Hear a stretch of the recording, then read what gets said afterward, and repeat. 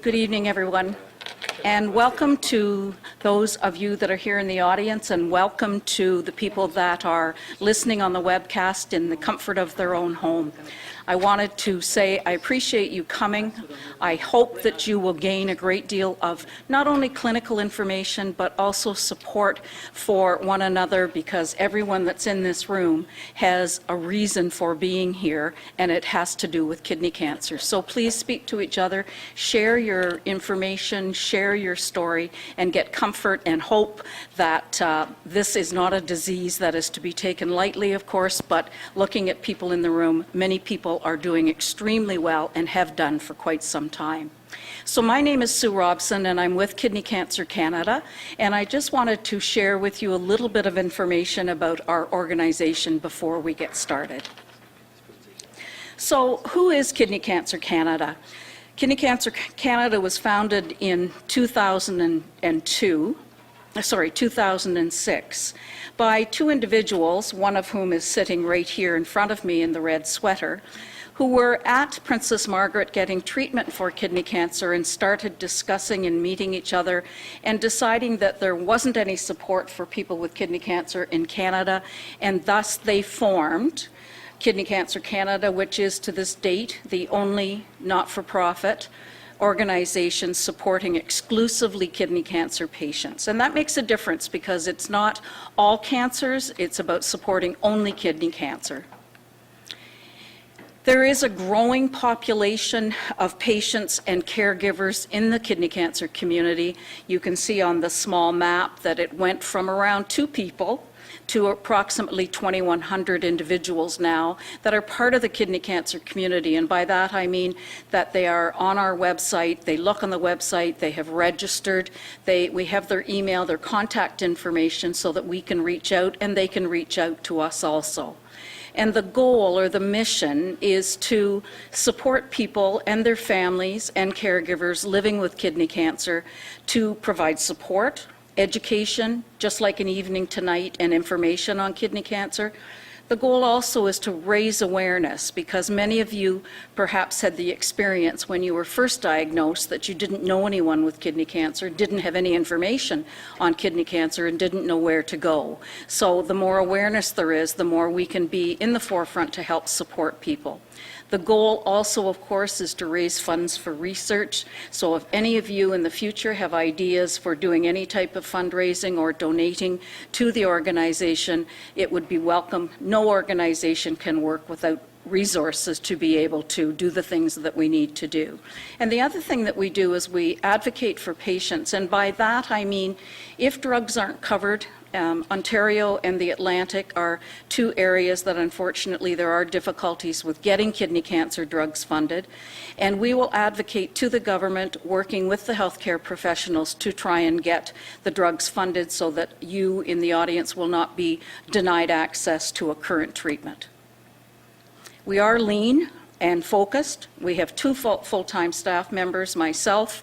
Right now I am interim executive director, and we also have just recently hired an admin person that's going to help keep the wheels going on the organization. And we have 1 part-time person in Quebec because of the French language difference, and she's a tremendous support. We have a working board of directors, patients, caregivers, professionals, and we have about 80 volunteers right now that approximately 38,000 hours have been donated.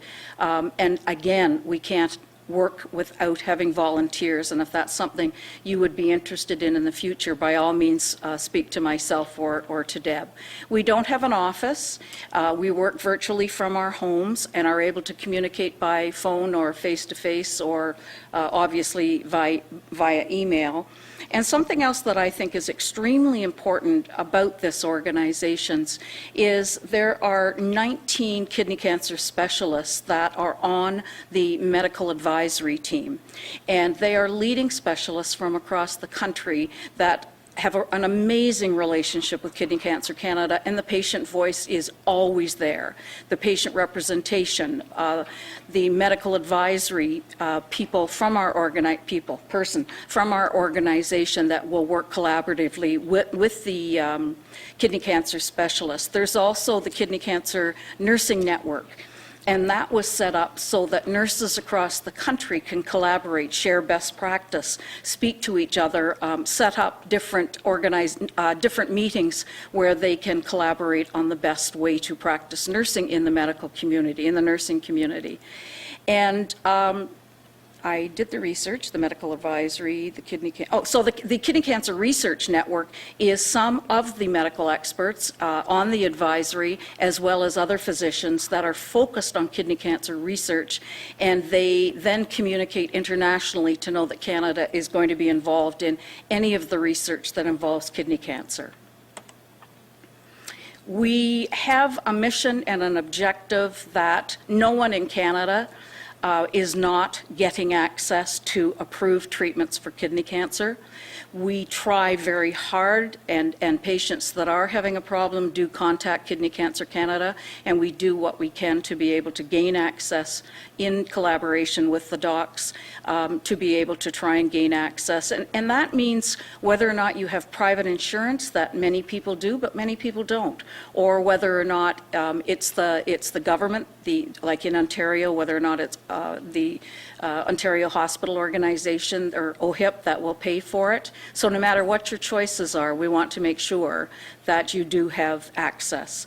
As I mentioned before, we want to increase awareness of treatment options for patients and also with physicians to make sure that as many doctors as possible know what clinical trials are available, so they're on our website for clinical trials that are available across the country. And the other is that patients are at the table when it comes to information about treatments and quality of life and supportive care, and what are some of the things that you need to know when you do go on treatment to be able to help you manage the side effects so that you will get the best treatment possible without being compromised. And the other, as I mentioned, is increased funding for kidney cancer research. And we do support kidney cancer research now with the network, and we also have an award for a nurse in the Canadian Oncology Nurses Organization. Patient education and support. It's for patients, but it's also for caregivers. We have a wonderful website, and I would hope most of you have been on it, and it does have very credible information in French as well as English.